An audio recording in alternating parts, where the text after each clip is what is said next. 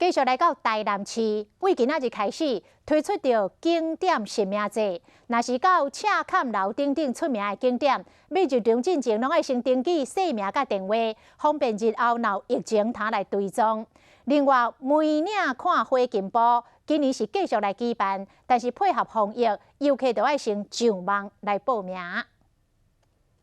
入去赤坎楼前，都要先量体温，爱用酒精消毒，抑毋过为4月7今仔日起，所有台南市所属文化场馆，包括安平古堡、亦在金城、安平古屋参观这观光景点，除了做好这基本的防疫动作，入场时嘛要登记姓名、电话等等资料，方便后需要时会使追踪。 游客进来的话，我们就会以市府提供的这些资料，请游客来照里面的规定来填写。如果因为疫情的关系，我觉得是 OK 啦。虽然麻烦，还是会配合。